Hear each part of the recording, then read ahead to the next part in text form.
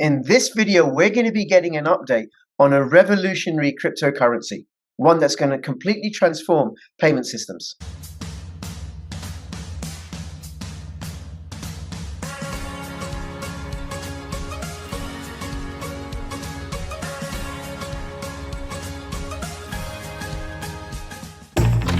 Using Wi-Fi without NordVPN could mean sharing your private stuff with more people than you think. NordVPN. Online security starts with a click.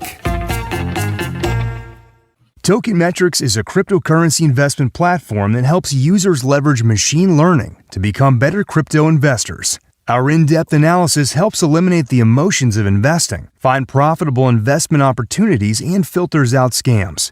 Hey, Eric, thank you so much for making yourself available.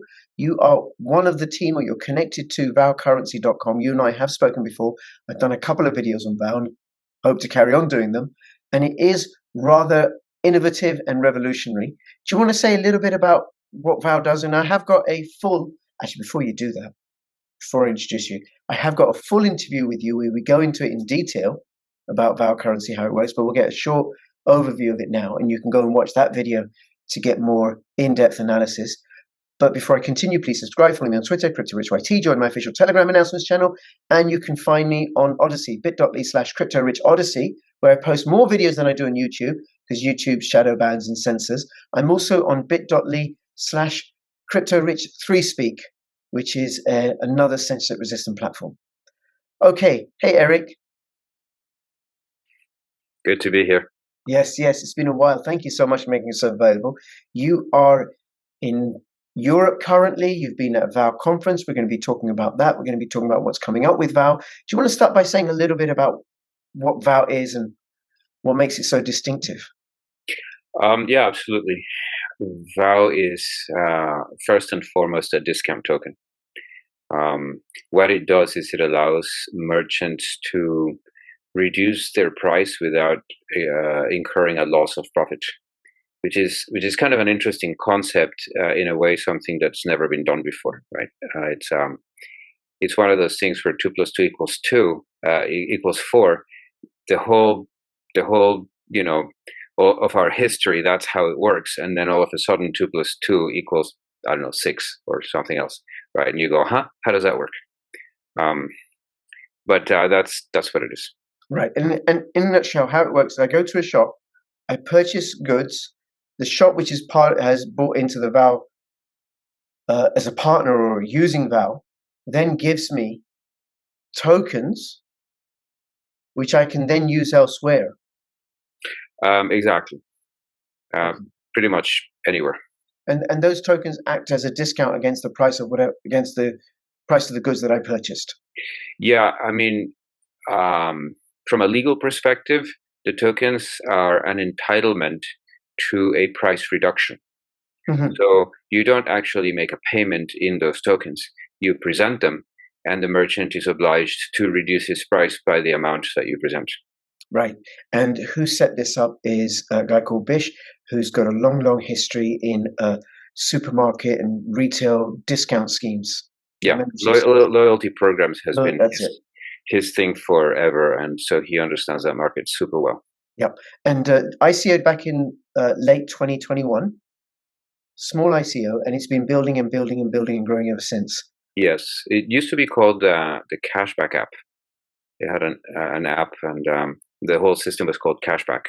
In fact, I think the non-production version of the app is still called Cashback, although they've really moved away from their model, because their model was primarily they managed loyalty rewards programs on behalf of other companies, because it's a very complicated thing.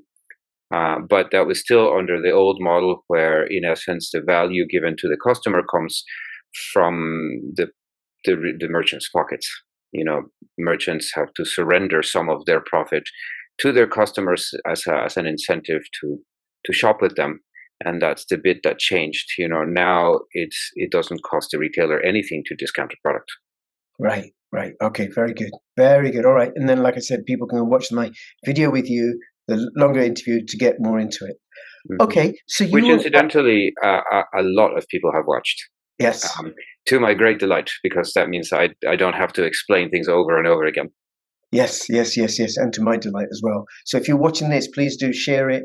Share all my videos, comment, like, spread the word, and don't watch them on YouTube. Come over to Odyssey and watch them there. Yeah, much better an experience, definitely. Yes.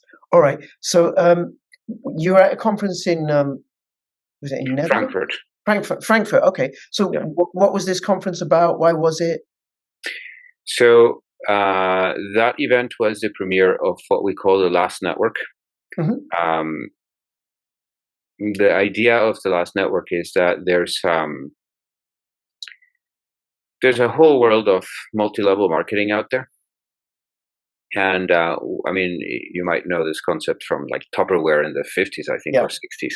Amway, Herbalife. Yeah, Herbalife has done extremely well with that, and it's a legitimate business structure, and it has been primarily used in the world of products, like a lot of home products and things like that, right? Yeah. And so the basic idea is that you get recruited into one of these networks, and you have your own sort of network of people that you talk to, your friends. So you have like house parties, and you bring them over and you tell them about Tupperware. And so they buy some Tupperware from you, but then you tell them, look, but you could sell it. You could have your own house party, and then you form this tree of revenue where all the guys that I bring underneath me, you know, I get a little cut of what they make, and then the guy above me makes a cut of me, and so on and so forth. And the amounts get smaller and smaller as you go up to the top, but also the tree gets deeper and wider. Mm. And so it's a great concept. And in Germany, there is a lot of MLM. Actually, not just in Germany, in Mexico too. And we have a nice presence in Mexico in this front.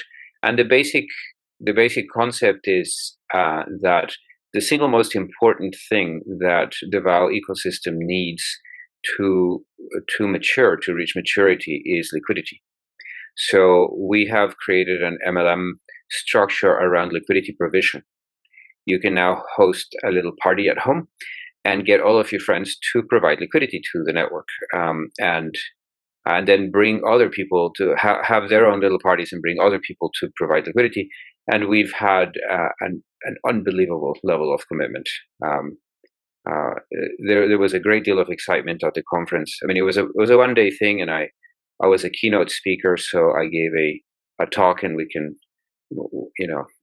talk a little bit about what that experience was like. Okay.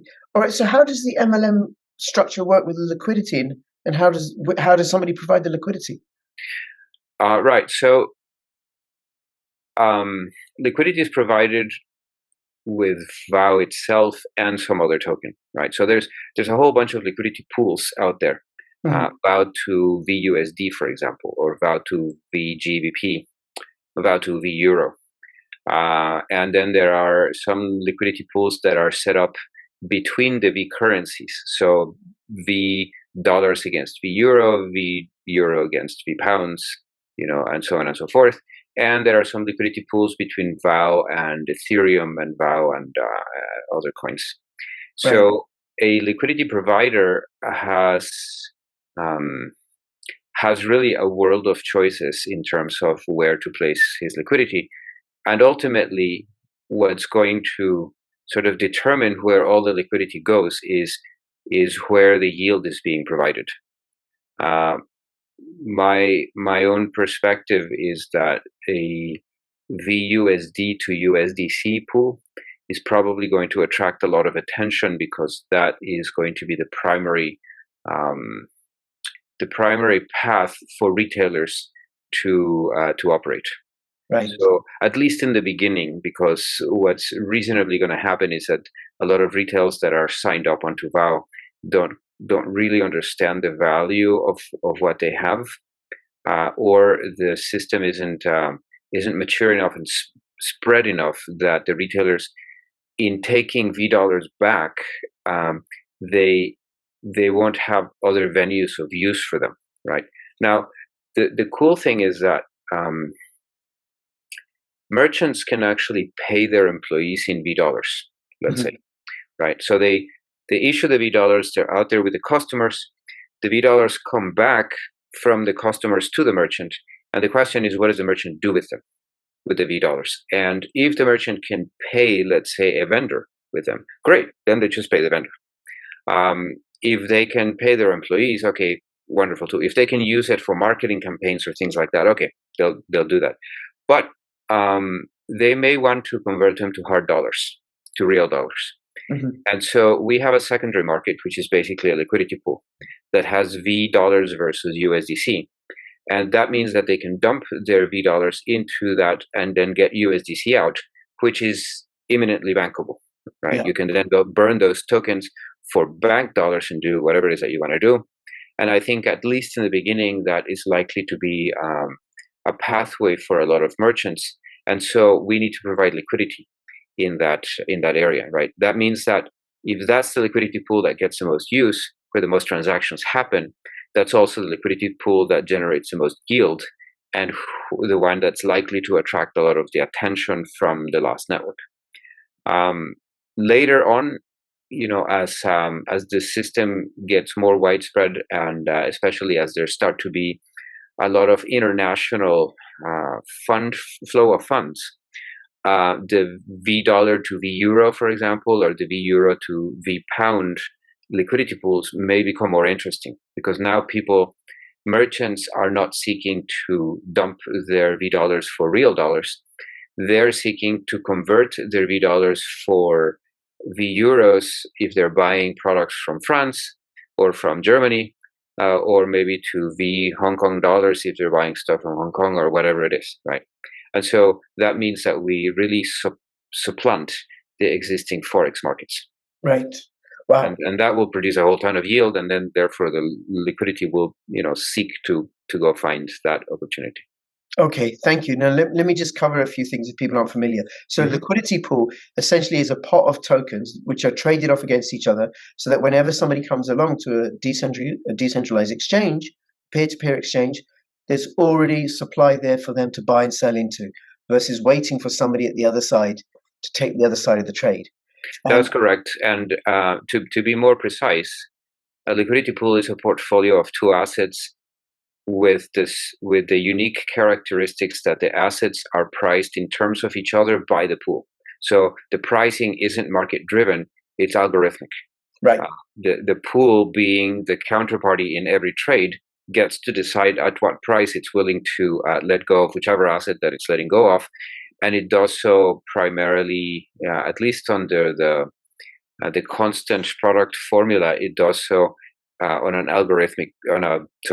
asymptotic basis. So as you deplete one of the two assets in the pool, meaning to say, as the reserve of that asset within the pool approaches zero, the price approaches infinity, right? And that's a really wonderful dynamic, because it encourages, in fact, it demands arbitrage, right? So if you have a price in the market that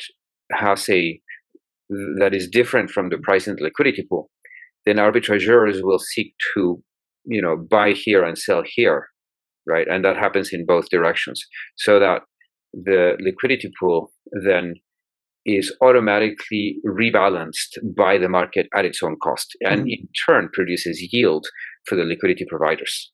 Yes. So then people who deposit their tokens into the smart contract will receive a share of the transaction fees, and slowly it'll grow over time. And it's what I do. I provide liquidity on the Osmosis DEX, and there's also Uniswap and PancakeSwap. And I believe Uniswap has the largest liquidity pool for VAL. Is that correct? That's correct. At present, we're hosted mostly on Uniswap and I think Binance Chain, but we will be actually, that segues a little bit into VAL Taxi, because we will be teleporting value across blockchains, and so that opens up the door for Osmosis and other blockchains, DEXs, and liquidity pools. Okay, all right. And then how does the MLM structure work? And then we will talk about VAL Taxi. Right. So it's a typical, I think, 6 or 7 level tree.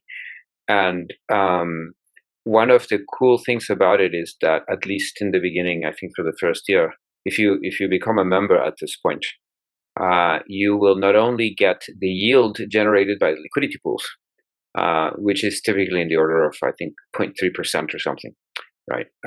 Which, if you have a very active pool, can produce quite a lot of yield. But in addition to that, we're subsidizing it with a 4% per month payment for the first year. I think if you make a long enough commitment, and so on top of so that's a 48% simple, per annum simple yield, right? On top of that, you get an override from the from your downlines. So if you can bring in a whole bunch of liquidity yourself, then you get a piece of their transaction yield.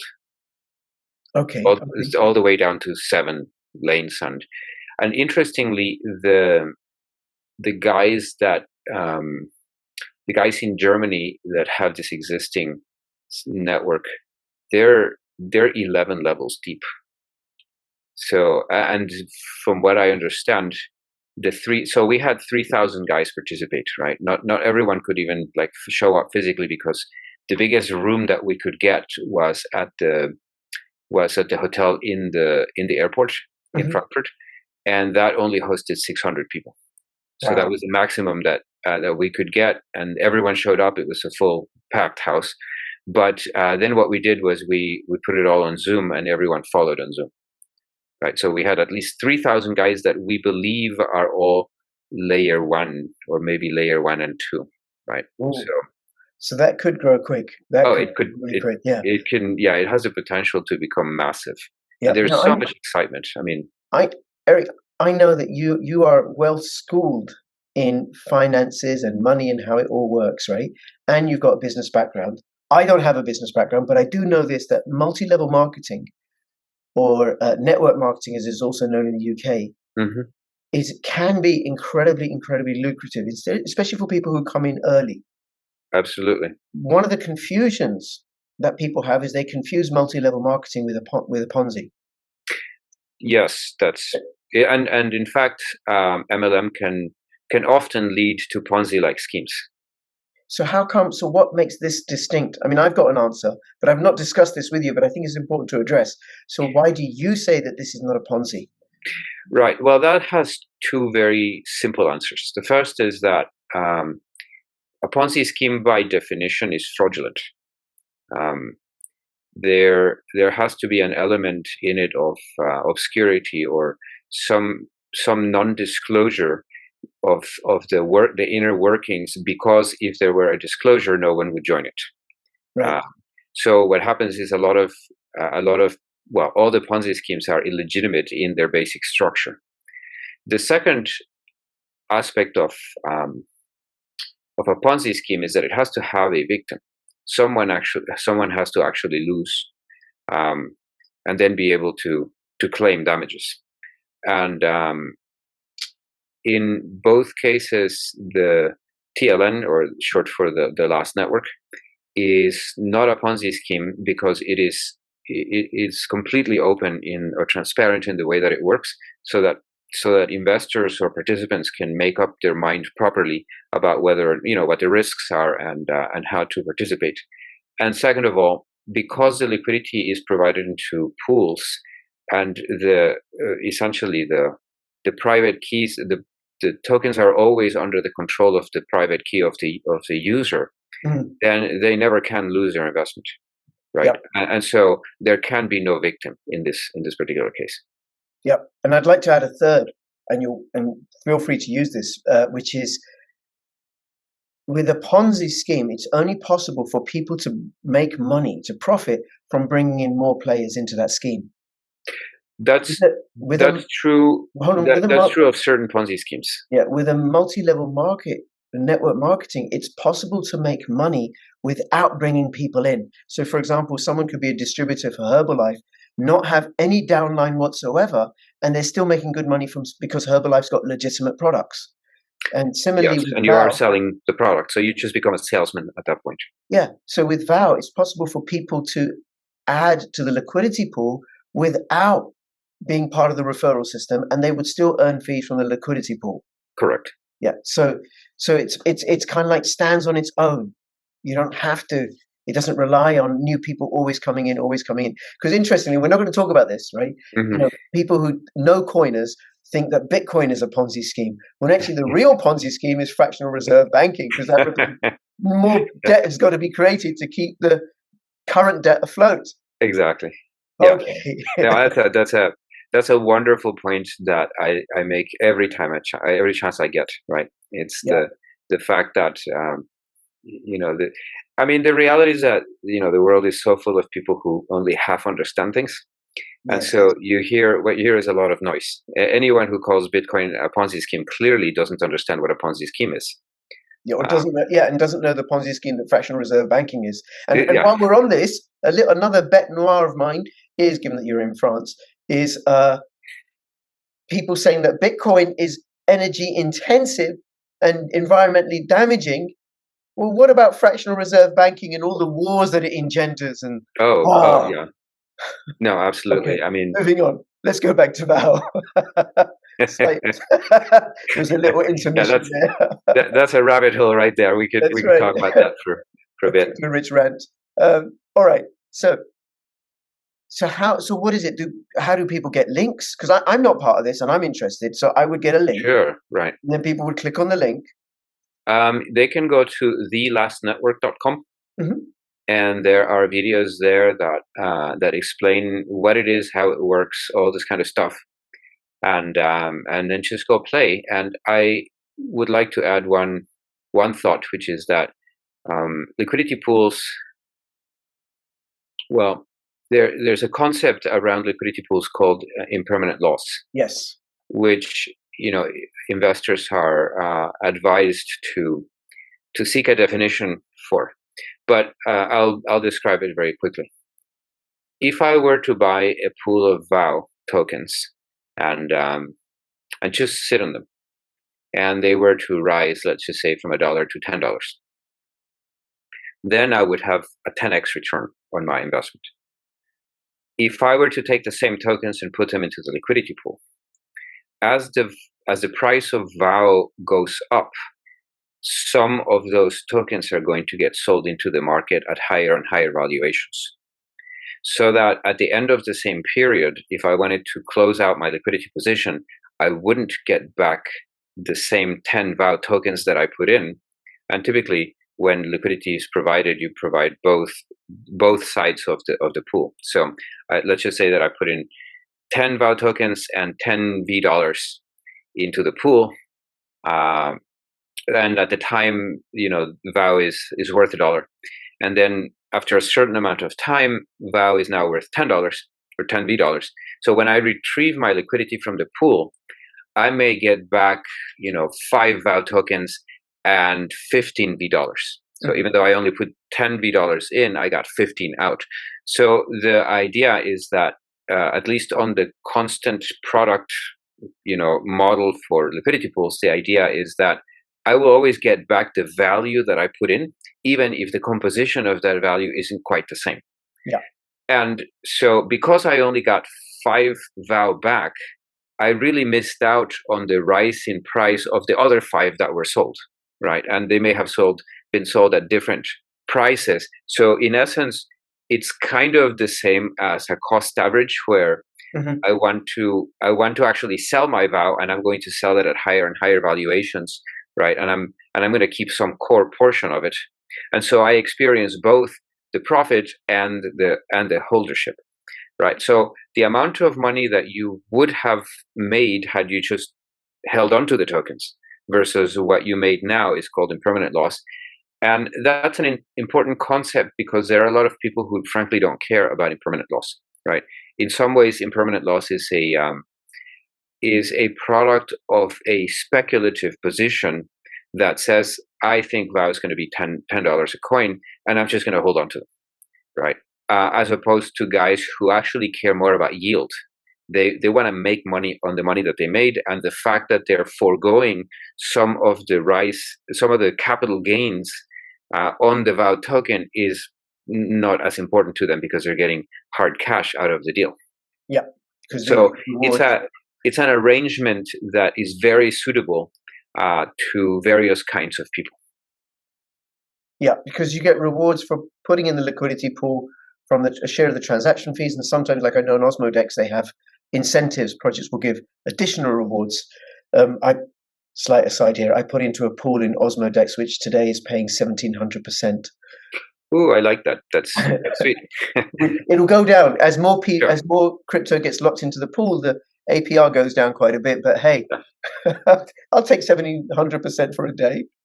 Yeah, I mean, so one of the cool things about liquidity pools is that they give you a great deal of visibility. As an investor, the traditional interview, the investor interview process that you go through on Wall Street is, how old are you? Oh, you're 20. Okay. So that means that you have really big risk tolerance. We can put you into these kinds of stocks and they'll take like a long time to mature, but you'll make a lot of money, but you have the time. As opposed to, oh, you're a 60-year-old guy, you don't have that much time. So let's keep your money really safe, right? We're not looking at high yield, but we're looking at conservation of capital. One of the really amazing things about liquidity pools is that the conservation of capital is granted. It's when you take your money and you give it to a bank, you're in essence lending it to the bank, right? And sure, there's in the United States, there's FDIC, an insurance scheme in case the bank fails, then they will give you some part of your money back, not 100%. And it may take like months and months to get your money back, but okay. But in other countries, when you give your money to the bank, that bank is going to go and make loans on projects, make its own risk assessments, and then when things go sour, take it on the chin, go out of business, and that's your money that just disappeared, right? That will never happen on a liquidity pool because the money is tied up in the pool the entire time, right? So in some ways, not only are your funds no longer at risk of confiscation by merely being in crypto, but they're no longer at risk of loss of other kinds, as in surrendering the funds to some third party, because the third party says a smart contract. And so the kind of yield that is produced by liquidity pools, especially as you make the risks disappear, is traditionally in the world of finance called alpha. Alpha is in essence the difference in the return on investment that an asset produces without having changed its risk profile. Right. So that's a very attractive thing, and interestingly, I see very little of Wall Street taking advantage of these mechanisms. I think that day will come. I think, absolutely, and I think it's primarily ignorance. They just don't understand it, right? Liquidity pools are creatures of the blockchain. They never dream of a portfolio that sort of rebalances itself at its own cost, right? We're decentralized, peer-to-peer. Yeah, exactly. Okay. So now I want to move this on, right? But I do want to say that the liquidity pools, like any investment, like any cryptocurrency project, aren't without risks. So people should not put in any more than they can afford to lose. They're subject to hacks and bugs and things like that. And absolutely, that's for any. Do not sell your wife, husband, children, underpants to put it all into this or any other project. Okay. Yeah, I mean, so just to complement your perspectives there, risk is a funny thing. You can squeeze it, and then it just sort of pops out on the top, right? And then you can take something else and squeeze it, and goes out the sides. You never really make the risk disappear. No. You can mitigate the risk. You can take risk positions, right? I mean, in the old days, I used to work with guys who basically hedged one part of the yield curve with another, right? Because they knew that given the convexity of the curve, at any point in time, a change in interest rates would cause a loss or a gain in one position, and therefore they hedged it with a loss in another position, right? So they became risk neutral to interest rate changes, right? But the risk is there; it just changes shape.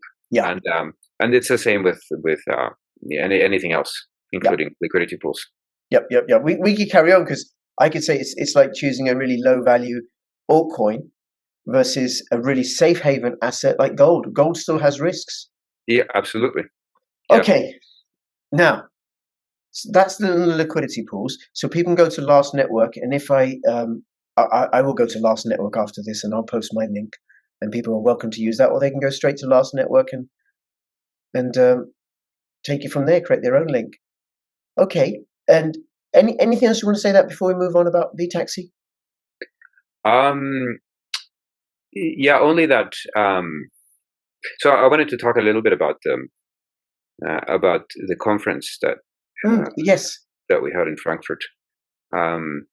It was, and really only because it was really exciting for me. Imagine a room full of 600 Germans, right? And Germans are not that emotive, right? They don't get up and yell and do crazy things. They're very conservative people. But these Germans were so excited that they were literally on their feet clapping. Like literally, they wouldn't let me deliver the speech because they were so excited about this. Right. And afterwards, everyone wanted to take pictures with me, and they were like, "Oh, so we do this thing, it's a vow to change the world." In fact, I have a pin, not on me, but it says "vow to change the world." And I think that to a large extent, so the essence of my speech was that that we are, we're a commercial sort of initiative, right? Yeah. But it has a very strong philosophical underbelly, which is that we really want to change the world.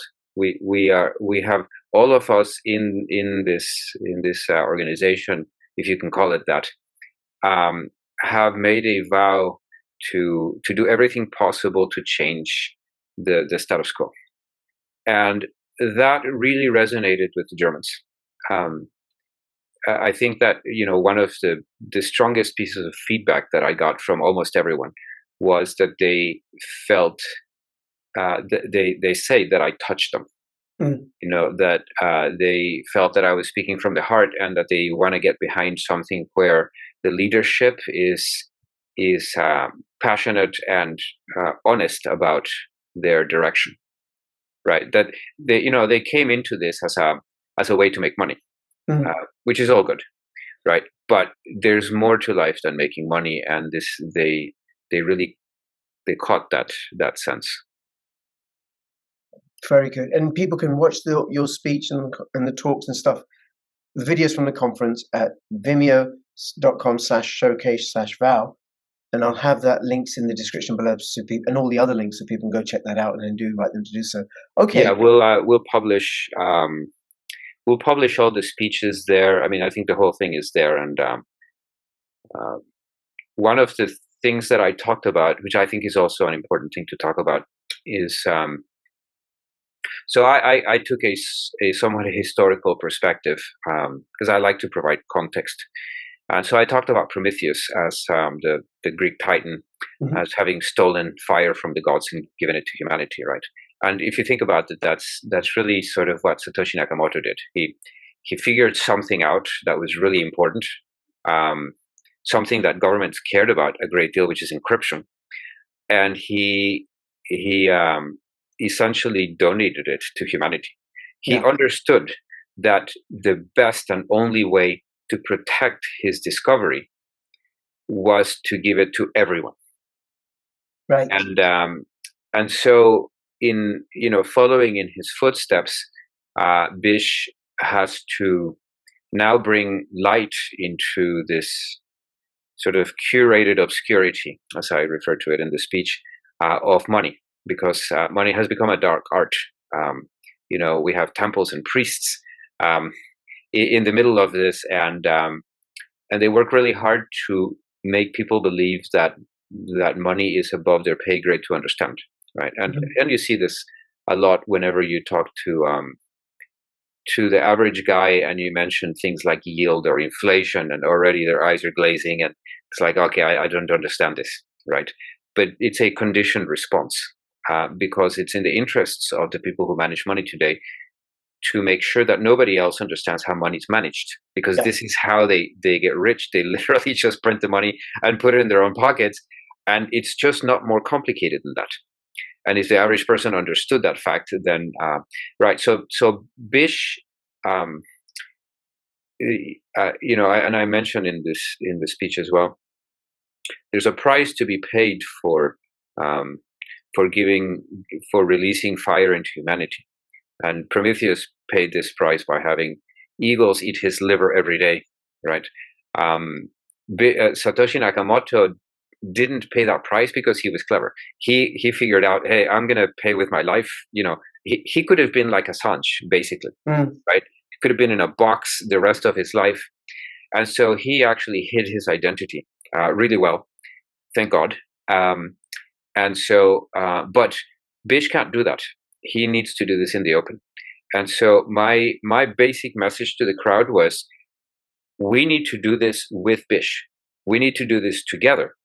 And we need to do this big.